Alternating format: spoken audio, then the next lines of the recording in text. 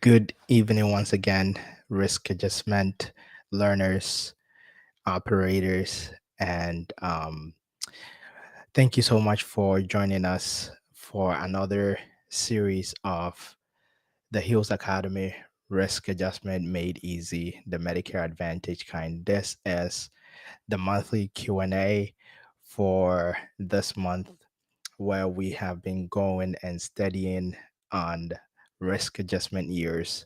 And because if you look at the cheat sheet, the risk adjustment years are more than three. So we wanted to break it into two that we may have this month for the first part and have a live Q&A, and then we can also have a live Q&A as we follow on next month. But I just want to take some time to say thank you to all our viewers, those that have been commenting, that have been liking, that have been sharing, that have been reaching out to me. I sincerely appreciate all the support and all the learning and all the questions that I get. So, without taking much more time, we will go through today's, and I want to welcome everybody, risk adjustment operators, innovators, and learners that are joining us today for our series of Q&A for this month. So we will proceed and go through what we have been studying over this past month. So this month we have been doing risk adjustment years, and this is part one Q&A, and the corresponding resource that we have been using. If you go to the Hills Academy website, has been the Medicare Advantage Risk Adjustment Basics 2.2 risk adjustment years, and you can download that from our website, and as you can watch the other videos, and you will see the process of downloading this corresponding cheat sheet. Also, if you have not downloaded your signature gift yet, is from chaos to clarity, and it cleaned up, aligned all the Medicare Advantage risk adjustment data sources for you. So it helps clean it from wraps, from encounter data, chart review data, and aligns and explains them for you. So please go to the website, register, sign up, get the weekly emails. And we thank you so much for joining us. And we, as I said before, we appreciate everybody for joining us, for people for calling and reaching out email, and it's amazing. And it's been a very wonderful, I call it a movement of learning about risk adjustment, because risk adjustment is very key and dear to our health system. So this is part one. We'll do a quick review of what we have been studying over the past over the past month. So we've been doing um, risk adjustment years. So we did, for week number one, we did payment year, and we explained that. We share how you can find that on our on CMS resources. We talked about service year, and we also shared about what service year mean, and how you, where you can find service years in CMS's resources. And then we talked about, last week we talked about data collection year. So data collection year, you can also find that in our videos, and then the corresponding resources. So this is just a quick review, and then we'll go through the Q&A that have come in, and also want to explain some other concepts. So we will move on. A question that have come in is, what is the difference between payment year and payment month year? The difference between payment year and payment month year. If you are looking at these and you say, oh, 2020 payment year, you might probably be referring to payment month year. But we learned from the other videos, if you haven't looked at before, that the payment year is the year the risk adjustment payment is received for, right? So it can be 2022 payment year, 2023 payment year. But payment month year is the year corresponding to the month risk adjustment payment is made. I will say it again. So the payment year is the year the risk adjustment payment is received for. So you're getting money for payment year 2022, payment year 2023, payment year 2024. So September just passed, so there is 2024 initial have started rolling, but then the payment start to go out for 2024 initial starting January 1.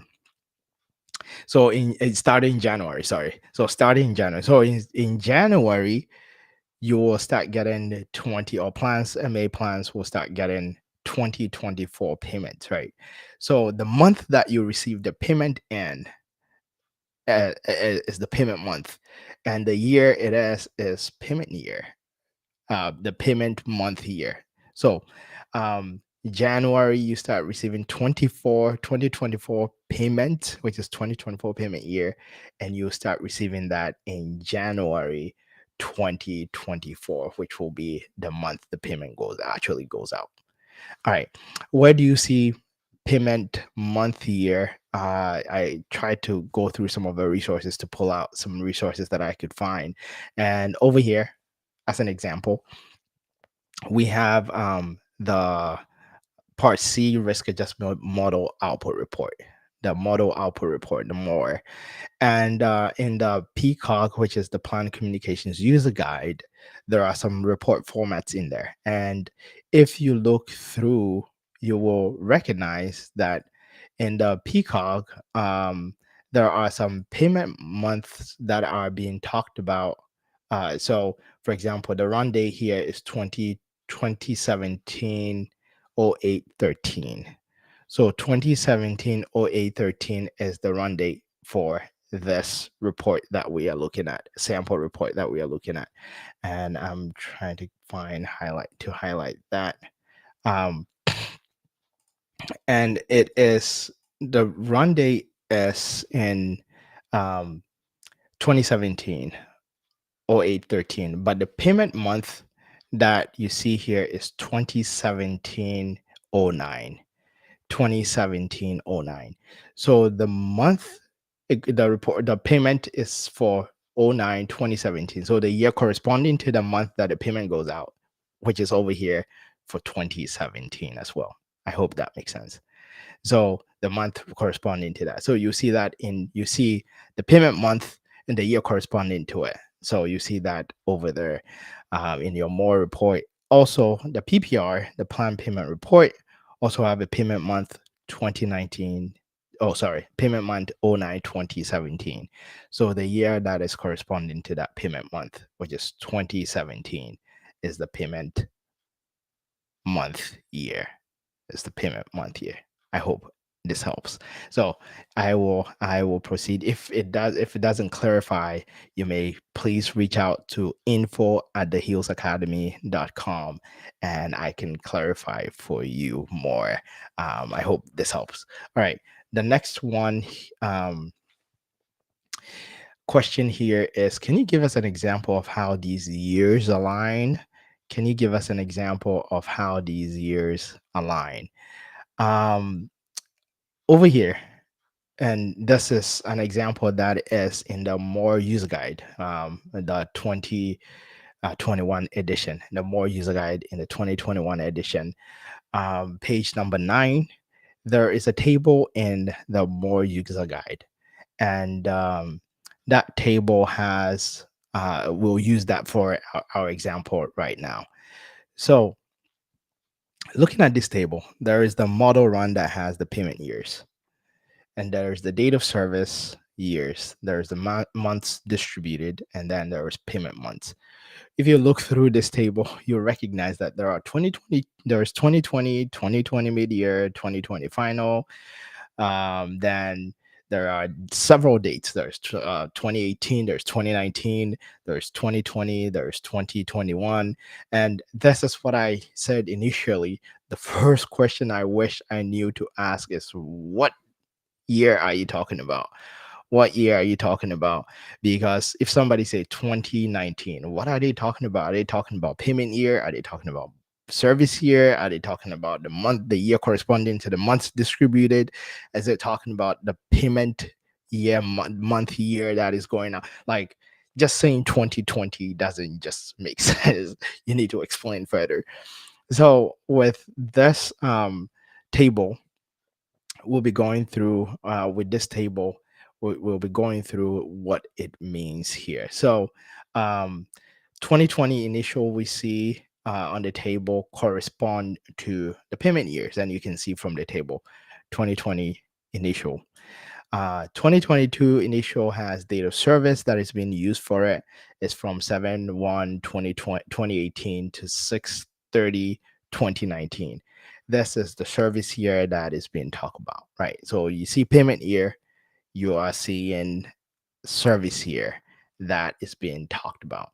And as you look at the service year, you also see the through dates, right? The service year corresponding to the through date. So the service year here is also the data collection, the data that is needed for this. So it also corresponds to the data collection year. So what is the data collection needed for this? Is 07/1/2018, 6/30/2019. And mostly if you look at the final, I think I'll go through the final. The data collection year 01/01/2019, 12/31/2019 is the data collection that is needed for 2020 final payment, or 2020 payment year. um, and then if we talked about, so we have the payment year in here, we have the service year in here, and the data collection year in here, right? The service years that are being used. And then there's the payment months, right? January 2020 through June 2020. Those are the months payment go out. So that corresponds to what the initial question was on the payment month year. The months corresponding to the date, the year corresponding to the date that the payment goes out. So you see these terms thrown in documents, in manuals, in cheat sheets, in all HPMS memos. As you understand it, the months distributed, we haven't talked about that. So that is the year corresponding to the month that goes, the report goes out or payment goes out. So basically what I am trying, this tells us is one has to understand these risk adjustment years in order to understand these payment documents and resources, for in order to apply them in your revenue cycle. I will be very, very concerned for any stakeholder, either a provider group who is managing someone, the team that is managing their revenue cycle, risk adjustment revenue cycle, or a health plan, or an audit organization, or anyone, or even a vendor that is developing products and technology, for these things not to understand these easily. If your vendor, if your revenue cycle team, or if your risk adjustment team cannot explain these for you easily, I will be concerned, because you need these in order to better understand documents, in order to understand resources, in order to execute. And these are needed. These are having a firm understanding of these are crucial in running an excellent risk adjustment program. Okay, I am looking at the time, 6:14. So I will go through some of the other questions that have come in, and I will go through those questions that have come in that I have here. How does understanding payment year impact revenue cycle planning for risk adjustment? How does understanding payment year impact revenue cycle planning for risk adjustment? So revenue cycle planning, you probably have your fiscal year. You have the years that revenue corresponding for the accounting purposes, revenue, and for planning purposes, revenue corresponding to your years. But understanding the payment year, even if a payment year for 2020, for example, um, get run in 2024, and you don't understand that that 2024 run applies to payment year 2022, then you take a 2024 money and apply for 2024, but it may be corresponding to payment year 2022. So understanding that help you to better apply the right payment revenue to the right year for accounting purposes, for revenue cycle purposes, for all the other things that you need for planning, for projection, for everything.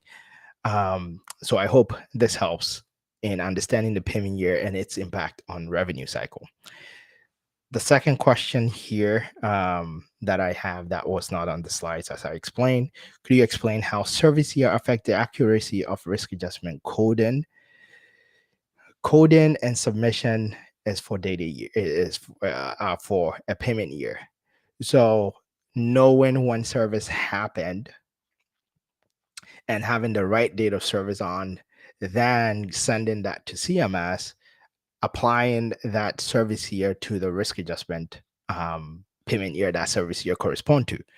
So if a coder is coding and they don't understand this, then they might probably apply a service that happened in maybe 2022 um, to a different year, and therefore it can distort the payments that are corresponding to a specific year. So 2022 is a data collection for 2023 payment. So if those are not better aligned in the coding process, then it also distorts your revenue cycle. It distorts the money that you receive and you apply and plan on. It can also also distort your payment, and then overpayment potentially because something was not coded with the right date of service for the right payment year that you need it for. So that is another problem why or importance why service here can affect coding accuracy. Another question here is what considerations should be made regarding data collection year in data submission process? So the data collection year is the year for which the payments are being calculated for. So the scores for a particular payment year, this means that the diagnosis and conditions that are documented, this is similar to the one I just answered, well documented for a data collection year. If it's 2022, that goes into 2023 final payment.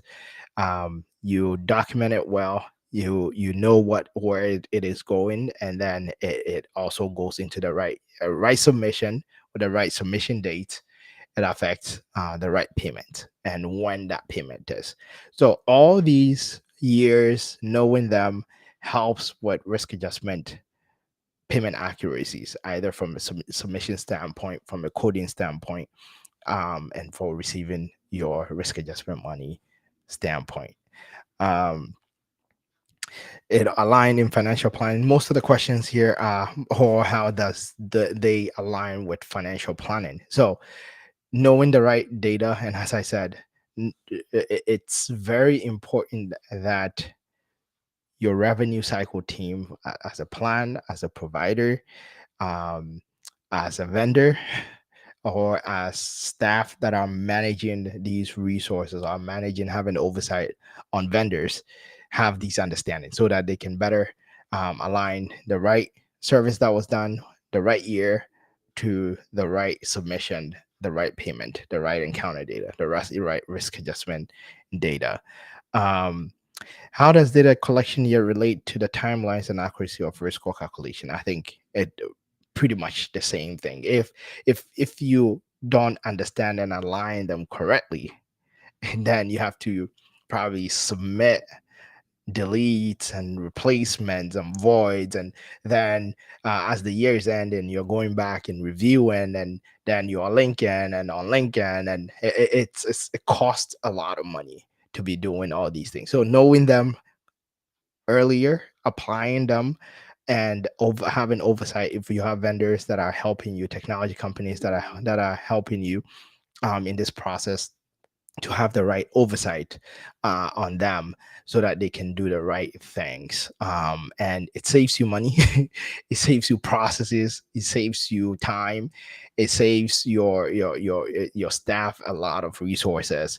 And knowing this earlier, applying them earlier, can save you a lot. Save you from audit. Audit may come, but you will have a peace of mind because you know you're doing the right thing, the right time, and you have controls to help to help with curb these kind of mistakes, because you understand these years. Question is, could you provide an example of how misunderstanding of this year designation could lead to financial discrepancies and risk adjustment? Pretty much what I've been talking about. Um, how does awareness in these year distinctions enhance the overall compliance and integrity of risk adjustment practices? Awareness of these year enhances compliance and integrity. It ensures that the coding, the documentation, the submission, they all align, and they are aligned to the specific year. If somebody says 2020, are you talking about 2020 payment year, 2020 data collection year, 2020 um, payment month year? So that knowledge is very crucial. That knowledge is very crucial. Um, there is a question here that, are there scenarios where service year might differ from the payment year? And if so, how can this be reconciled? So, in understanding this, most of the service years go into feed into the payment year.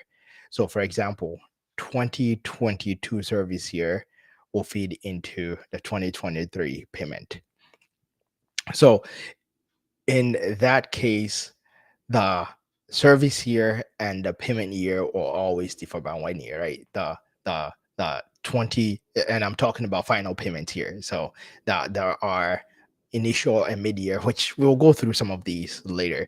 But generally, if we're talking about final payments, then the service year will always differ from the payment year it corresponds to, because the 2022 is prospective. So 2022, um 2022 feed into 2022, and I caught myself because I just said 2022 service year correspond to 2024 payment year.